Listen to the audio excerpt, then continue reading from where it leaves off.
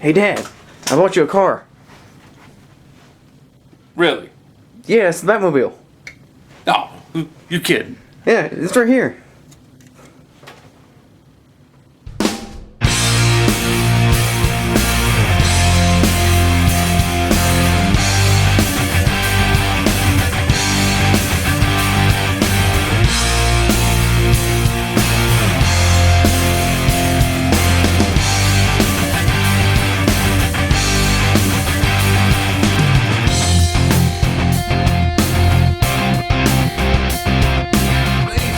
Welcome to We Can Fix It, to where if we work together we can fix just about anything. My name's Danny, and today we are going to do something very special to me. I am going to build a vehicle from the ground up. Yes, I'm going to build the 1989 Batmobile from the ground up. We're not going to be building this out of plastic though. Well, technically we are, but it'll be fiberglass before it's over with, and it will be actual size. Not this little plaything.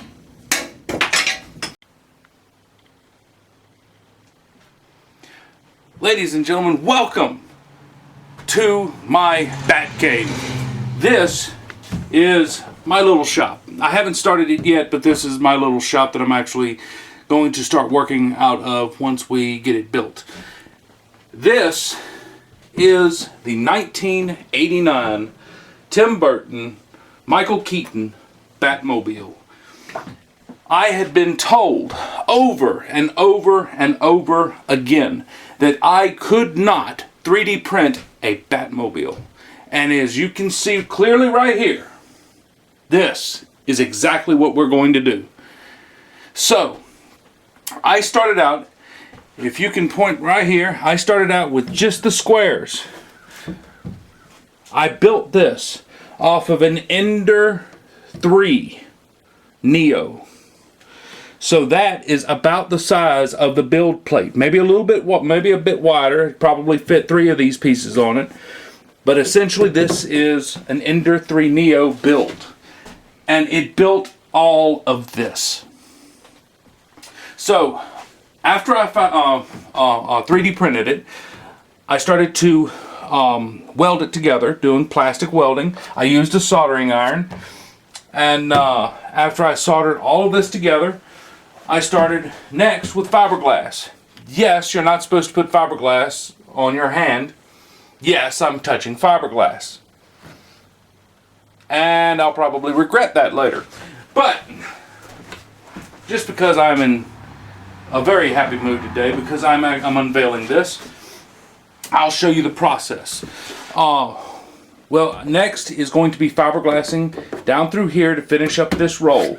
Then I'm going to fiberglass here, where the louvers sit. Now these aren't as deep, but that's okay. I taped it up. When I get it fiberglassed, I'll pull the tape off, and I'm going to cut around here, and I'm going to make it deeper. So the rest of the vehicle is just this one quarter panel right now. Somebody, I'm not sure who, it might have been the cameraman, broke one of the pieces off. It's not a big deal. It's only plastic welded, and I can re-weld it again. So that's not a big deal. We have a portion of the cockpit right there that has been built. Hopefully within this video you'll be able to see me complete this. And once I complete this, I'm going to start on other items, such as this. This is the dash to the 1989 Batmobile. If you turn the camera around and look right here, that is one of the gun canopies to the Batmobile. I've only made one because all I have to do is just do 2 pulls on this one item, and I have both sides. Now, the next thing is I already built the trunk of the Batmobile as well. I did build these. They're hiding in here somewhere, but I built these, which really don't do nothing in the movie. And I also built the doors for the grapple gun. I don't know where they are. Let me look back here real quick.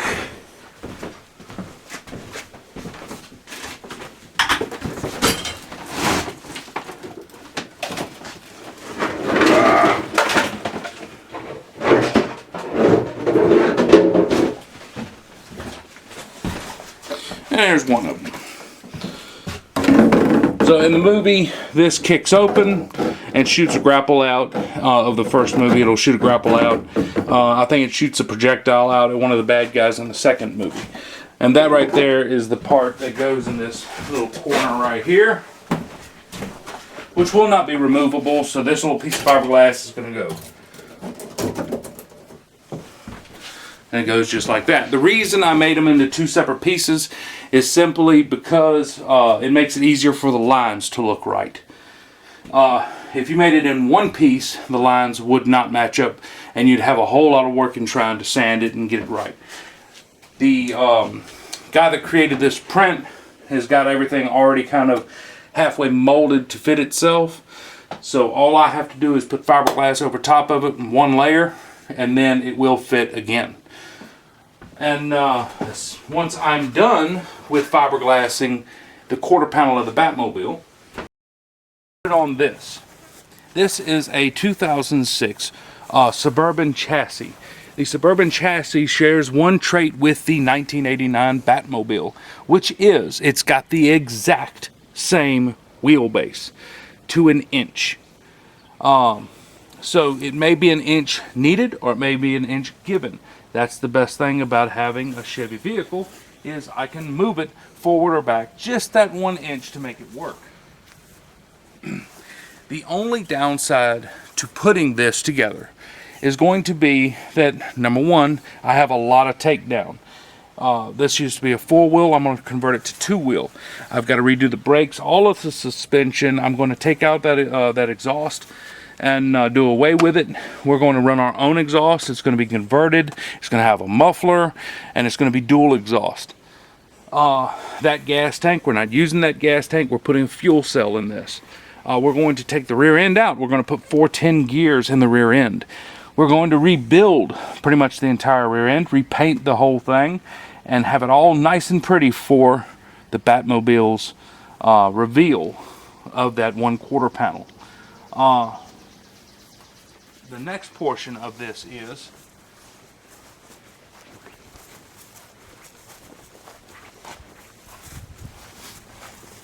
is that we're going to have to lower this somehow.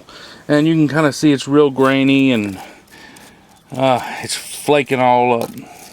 But luckily the actual chassis is not rotted in two. It's just flaking as surface rust, and most of the rust that's on the chassis came off of the body that was on it. So we're going to have to lower this. That's going to be the challenge. This car has to be that high. So the car sits with a natural rake. The front end is lower than the back end. The front end you can barely put your foot under. And if we come up to the front end,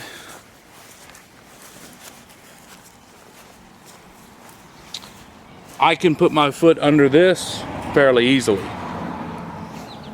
And the rear end isn't that bad. It just needs to be close to the body. So what we're going to end up having to do is we're going to lower this front end as far down as it goes. We do have a little bit of help off of this. We do have the torsion bars up front that we can loosen and try to get it down. If the torsion bars do not work, we're probably going to end up having to go with an air ride suspension, which I am going to do air shocks. Somewhat similar to this design right here. There will be a air fitting in the side, and we'll be able to raise it and lower it at will. The rest of this vehicle is really going to depend on ingenuity, trying to figure out how to make this an actual drivable vehicle. And most people make these by doing the same thing as a kit car, as a dune buggy or a sand rail. they'll get a fiberglass body. They'll find a Volkswagen chassis, which is pretty much a flat panel chassis, and they'll take the body and they'll just bolt it down to the chassis, and that's it. That's all they do. We're not doing that. We're going to add a race car frame on this, so that way it has door structure. It will have a roll cage in the back for and just in case the vehicle rolls. When we build the canopy, we're going to take the canopy and we're going to line it with steel. And when we line it with steel, we're going to make sure that it's structurally sound. So if the vehicle ever does, God forbid, happen to be on its top, the canopy doesn't collapse on us. The back of the vehicle does not collapse on us. In the case of an accident, if something, God forbid, happens to happen, and a car comes from the side and hits us in the side, we will have that door structure that will protect us. This Batmobile will serve two purposes. It will serve one purpose of everybody telling me that I cannot build one by 3D printing it. I'm going to prove them wrong. The second purpose of this build is to prove to people that this car can be a viable, real car. It won't have the Gatling guns up front. It won't have. It won't be able to just pick up and spin around in a circle on its own and sit back down. But it will be an everyday drivable vehicle. That is the main goal of building this. Is I want it to be a real boy. Fun fact about my dad. When you tell him he can't do something, damn. Example 1. And example 2 is still in the garage. Yes. If I'm ever told, I was told I could not finish my 1987 Chevy Camaro, which will be on the next mechanic build on We Can Fix It. Somebody told me that I could not and I would not ever be able to fix that car. I fixed it in a weekend. And it looks immaculate, to say the least. Especially being that I painted this thing outside with a neighbor that was had his wood stove going. So there's a little bit of ash in it, there's a little bit of me in it, and there's a little bit of my grandfather in it. And I'm going to show all the flaws. Because building something like that and building it with a family member, such as my son, the one behind me in the camera, it carries a whole lot of memories, and it also has a whole lot of meaning behind it when you spend time with your family. So we don't really get to go out of town that much. I'm broke. I'm not a rich guy. I'm pretty much broke all the time, and so I find opportunities such as 3D printing this Batmobile. It doesn't take much money to get the print material. It doesn't take much money to get the printer. We printed that one prop, that one quarter panel, and part of the side in about, 4 or 5 months. And it really wasn't that bad. And then you get fiberglass. Your resin's about $50. Your fiberglass is about another $50. You got $100 in resin and fiberglass. You take maybe 2 or 3 runs of fiberglass just to create the outer shell of the vehicle, and so you're in it a couple hundred, maybe $300 at the most. And when you're done, you have a fiberglass shell. Now you have to back it, so you'll be in it another $200 or $300. But once you're done, over time, it's just like paying off a brand new car.